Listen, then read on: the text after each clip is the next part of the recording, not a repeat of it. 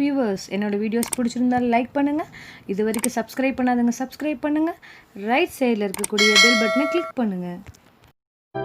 நீங்கள் கொடுக்குற ஒவ்வொரு லைக்ஸும் நான் நிறைய வீடியோஸ் அப்லோட் பண்ணுறதுக்கு மோட்டிவேட்டாக இருக்குது. So like, share, subscribe and comment my video. Hi viewers, இன்றைக்கி நம்ம என்ன டாபிக் பார்க்க போகிறோம் அப்படின்னா class 8 unit 5 educational development in India, கல்வி வளர்ச்சியில் இந்தியா. Let me start the class with the learning objectives. In this video, we are going to see about the ancient system of education in India, then to understand the development of education in medieval and modern India. The remaining topics we will see in the part 2 video. Introduction. What is education? Education is a continuous process of acquiring, that is getting, and sharing of knowledge, skills, and values. In this competitive world, to meet the challenges and overcome the obstacles, we need to be well educated. இந்த போட்டியான உலகத்தில் நம்மளுடைய தடைகளை எதிர்கொள்வதற்கு நமக்கு கல்வி வேண்டும். Concept of education. The concept of education might have originated from the Vedas. The Sanskrit word Veda is knowledge, and it is derived from the word Vid, which means to know. Do you know what are the 4 main Vedas? Yes, they are Rig Veda, Yajur Veda, Sama Veda, Atharva Veda.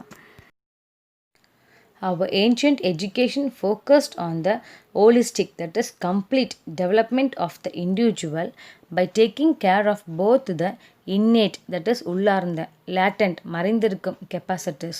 So பழமையான கல்வி முறை ஒரு மனிதனுடைய உள்ளார்ந்த மற்றும் மறைந்திருக்கும் தகுதியை வளர்க்கச் செய்தது. It empathized on values such as humility, பணிவு, அடக்கம், truthfulness, உண்மை, discipline, ஒழுக்கம், self-reliance, தன்னை அறிதல், and respect, மரியாதை for all the creations. Sources of learning. What are the sources available to know the ancient education system?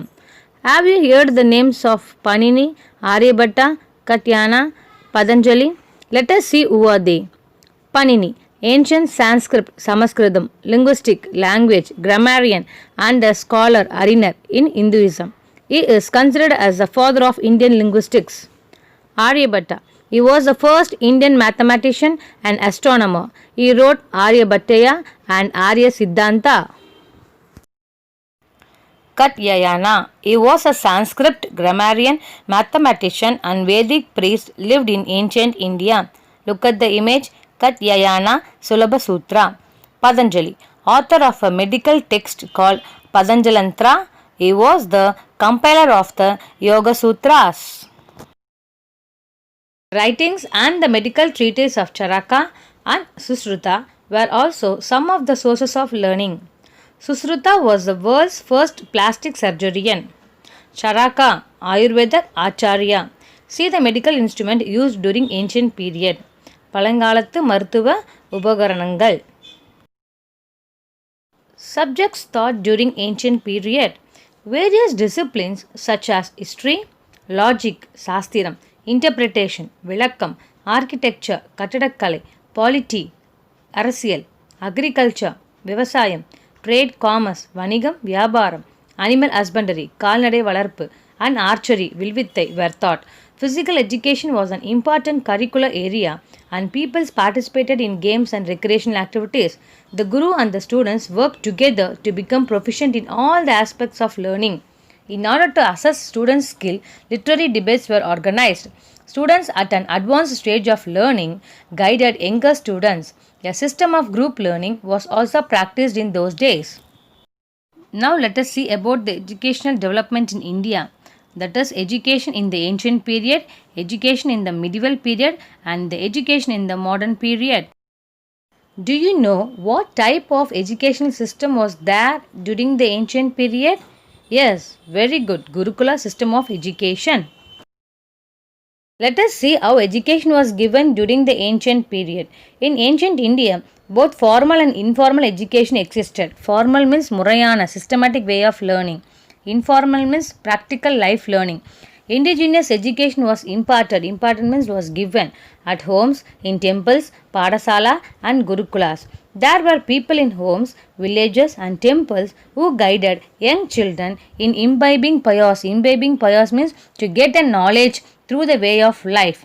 Temples played a vital role in imparting education and served the centers of learning. In those days, students went to vigaras. Vigaras means Buddhist temple or monasteries. Monasteries means madam and universities, palgalikalagangal for higher educations. In those days, teaching was given orally and the students should remember and meditated upon what was taught in the Gurukulas. Many of these Gurukulas were named after the sages. Sages means Munivargal. These Gurukulas were situated in forest in Sereni. Sereni means calm place and peaceful surroundings. Hundreds of students used to learn together in Gurukulas. During the early period, education was imparted by the teacher called Guru or Acharya to the peoples who gathered around him and came to live in his house as members of his family. This was known as Gurukula system of education. So Gurukula கல்வி அப்படின்னா மாணவர்கள் குருவோட ஆசிரமத்தில் தங்கி கல்வி கற்கும் முறை. Objectives of Gurukula system of education. Gurukula கல்வியின் நோக்கம். During that period, the gurus and their shishyas lived together, helping each other in day-to-day life. The main objectives was to have a complete learning, that is, self-control, character building, leading a disciplined life, social awareness, personality development, intellectual development, realizing one's inner potential, spiritual development, anmigam, and culture. Students lived away from their homes for years together till they achieved their goals.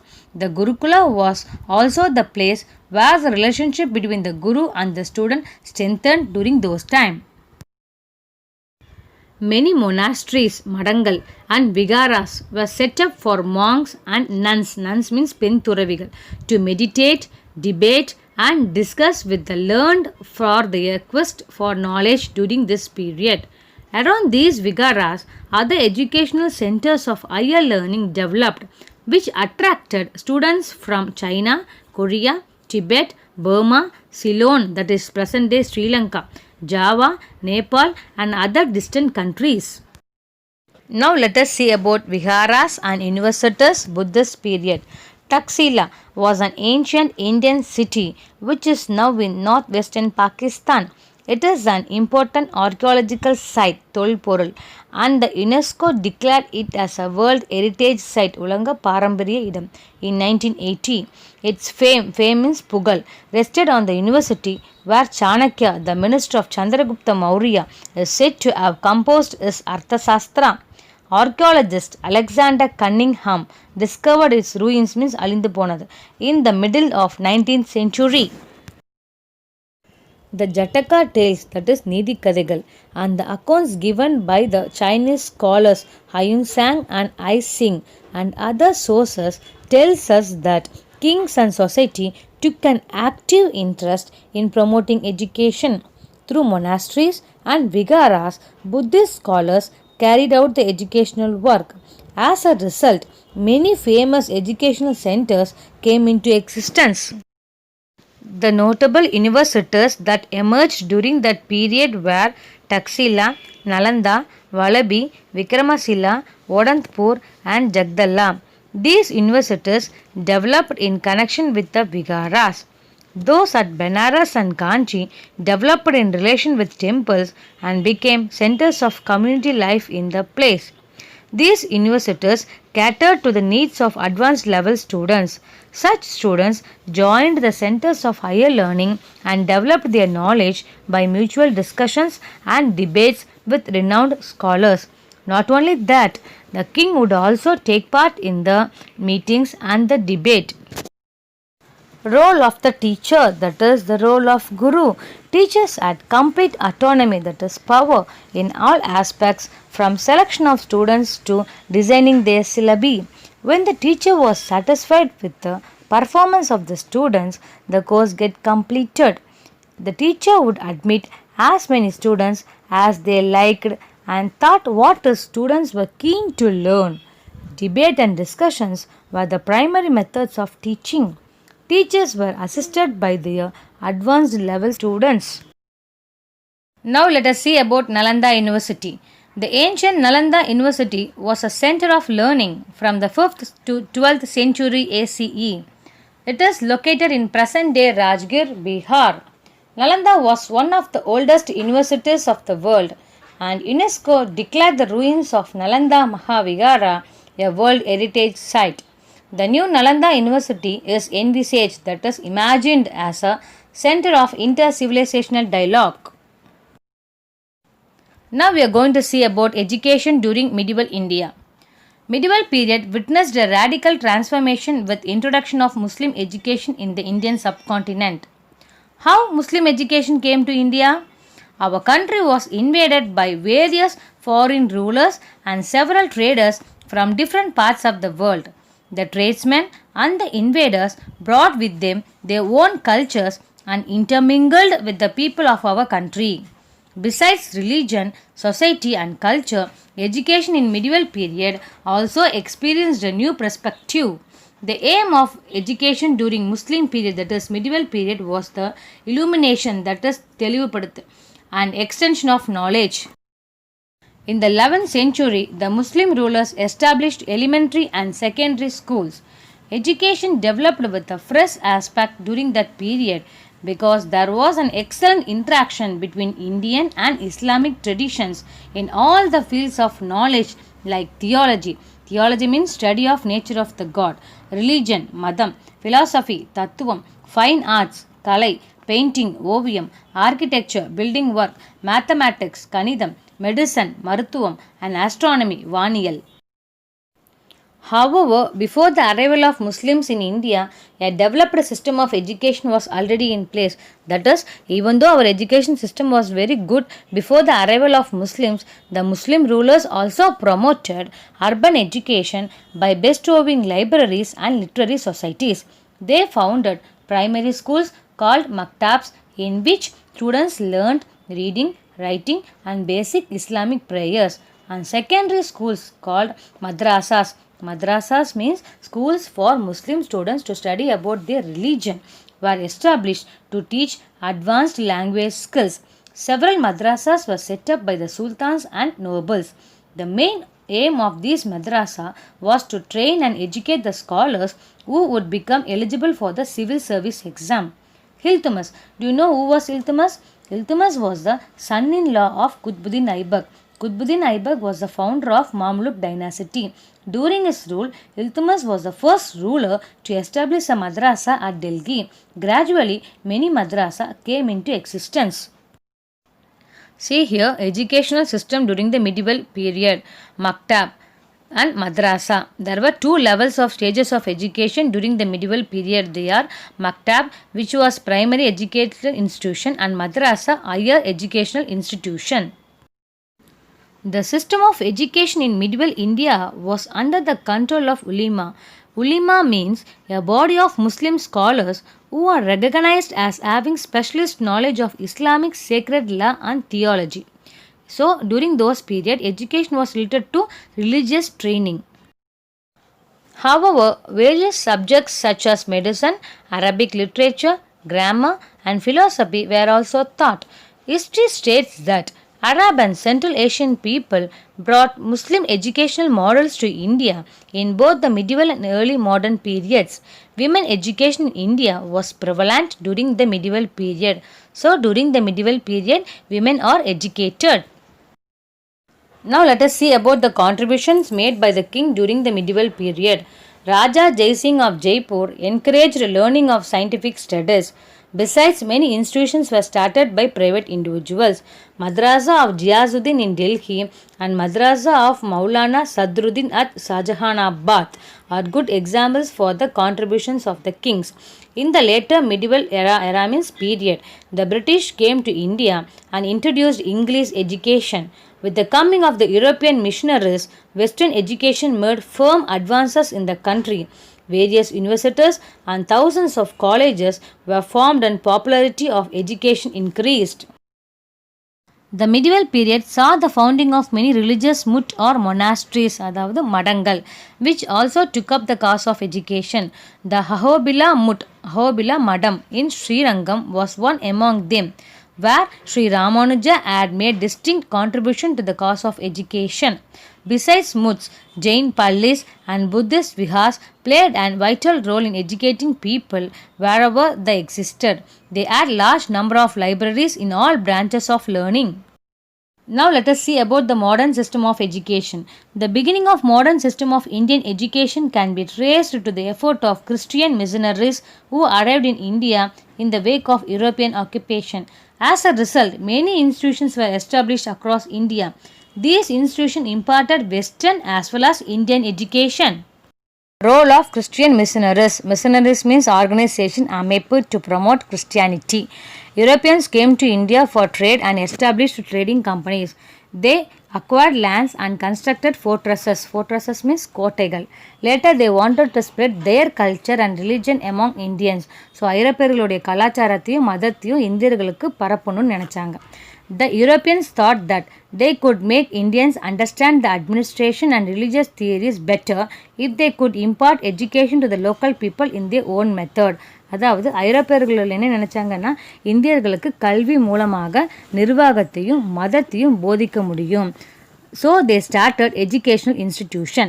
The Portuguese were the first Europeans who started modern system of education in India. Francis Xavier started a university at Cochin. They started many primary schools. The first college offering degrees on a completion of a course was started in Goa in 1575, where Christianity, logic, grammar and music were taught. John Caranander was one of the most zealous pioneer, that is eager person, to start the first missionary in India to introduce education for non-Christian children as an evangelistic agency. Evangelistic agency means a person seeks to convert others into Christianity. சமய திருத்த பணி செய்யும் ஒருவர். In 1812, Dr. C.S. John established 20 free reading schools in Tranquebar. Tranquebar means Tarangabati. Followed by Portuguese, the French opened their institutions for all the Indians, where education was imparted by Indian teachers through local languages. They started higher secondary schools where French language was taught. Two German bishops named Ziesenblatt and Plutzka started schools and a training college for teachers in Travancore. After the arrival of English East India Company in 1600 ACE, institutions were established for giving instructions in English. Gradually, Sanskrit colleges were opened in Madras and Benares. The first Bishop of Calcutta, Dr. Middleton, started a missionary college at Calcutta, which became famous as Bishop College. Mountstuart Elphinstone was actually a strong advocate of vernacular education. Vernacular means language. But on his retirement in 1827, his admirers collected funds and established a college offering English classes named the Elphinstone College at Bombay. Now let us come to the conclusion that missionaries made a good deal of attempt for the propagation. Propagation means spread of education in India. Due to their efforts, many institutions were established. These institutions imparted Western education as well as Indian education. Meanings. First one, logic, a reasonable way of thinking. Second one, architecture, art of designing a building.